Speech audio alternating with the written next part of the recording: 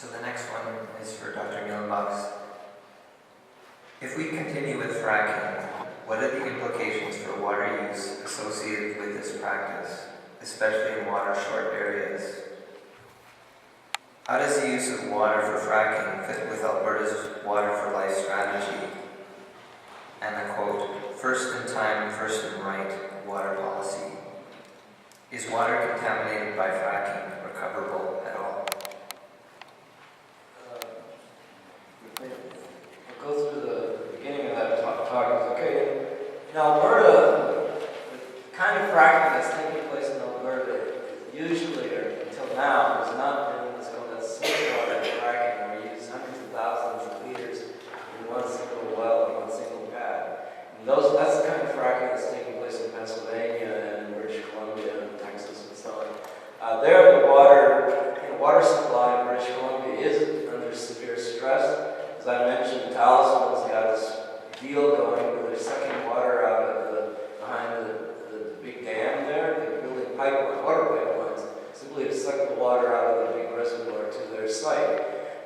Shale, as I mentioned, they're using basically purified sewage water from Dawson Creek to do it. Once you inject it in the ground, it's lost from the hydrologic cycle because the flow back is only maybe half. You only get about half or even less water back from what you put in. In Alberta, again, in southern Alberta, the water has been allocated and so on and so forth. So the fracking people have to buy the water, usually from municipalities, or make a deal with the irrigation district or something like that.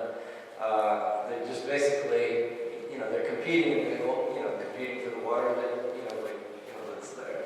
I'm not involved with regulation, so I can't tell you anything in more detail. Is water contaminated by fracking recoverable at all? I suppose you mean repurifying it and so on. Is that most of the contaminants that I'm dealing with is natural gas, and that'll bubble out of the water. It's not going to be, if they are poisoned by some of these carcinogens and so on and so forth, I mean, in the long term, there's biodegradation of these compounds and so on. They won't, it's not, let's put it this way. If you pump the water into the ground during fracking, essentially you've lost half of it. It comes back, then it's very salty, can be heavily laced with chemicals that were used as well. And that kind of water is usually re-injected into the ground and it's gone. The kind of water I was talking about, the shallow aquifers that are contaminated by the surface casing, the casing leaks and so on, that contamination is not going to be that heavy. In other words, it's not going to be, like brine that has to be done somewhere. So I don't think it's a practical problem. Dr. Muehlenbachs, are the issues the same with coal bed methane as with shale gas? There's some fundamental differences. One is that shale, the kind of CBM gas that we're talking about is all very shallow, whereas the shale thing, a textbook shale gas is all very, very deep. So that's a big difference. In terms of the environmental problem, is that the fracking has been, and this apparently continues to be done, extremely shallow. But the fracking is not done by water; it's done by compressed gases and things like that. So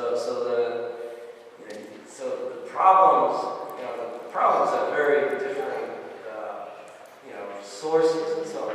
But on the other hand, the consequences are more or less the same. I mean, you wind up with natural gas being released into the aquifer, which is then sucked into the farmer's well.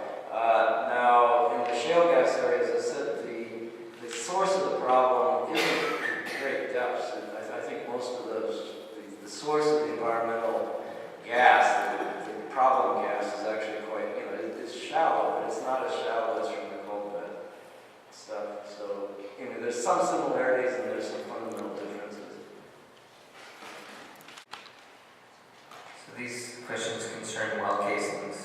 I'll read from both two different groups. On the issue of casings, what are the plans plans to address the problematic casings? Are the regulations up to date?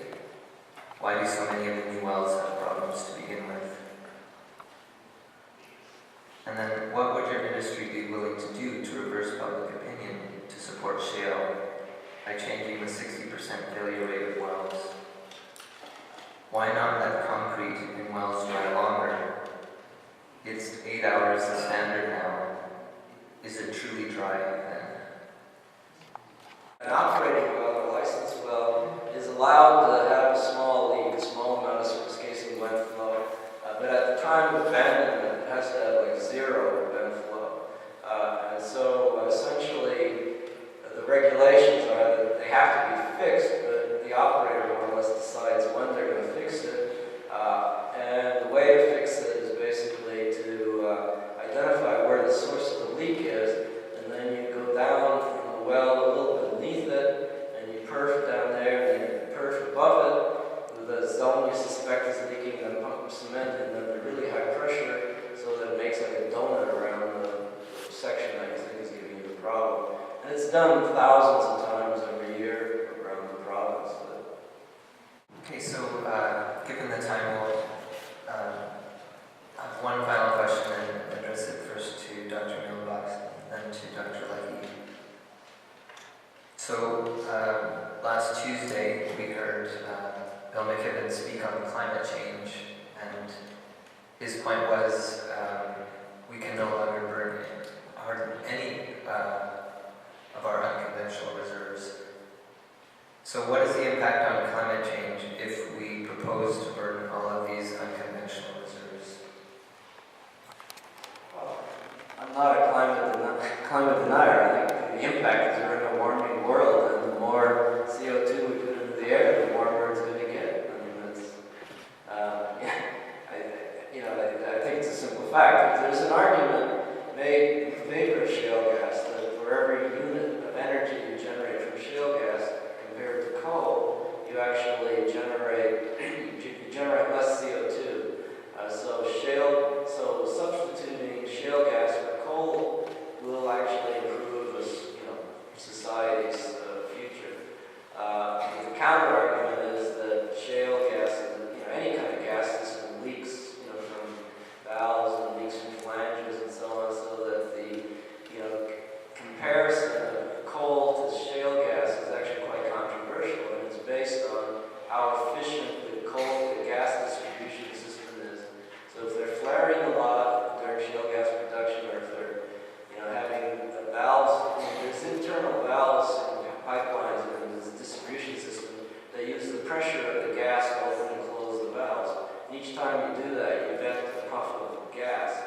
And so there's proposals saying, well, you have to change the way you do this valving, simply because you might be losing as much as 3 or 4% of gas just through venting on purpose. And so the question is, profound, but there's no easy answer. We're in a planet that's warming up, and more, fossil fuels are going to contribute to it. I think we'll be able to answer all your questions this evening. Hopefully, though, we will be able to continue the conversation. Tomorrow we have a lineup of wonderful speakers and continued conversation amongst with each other as this contemplation evolves. So please join with me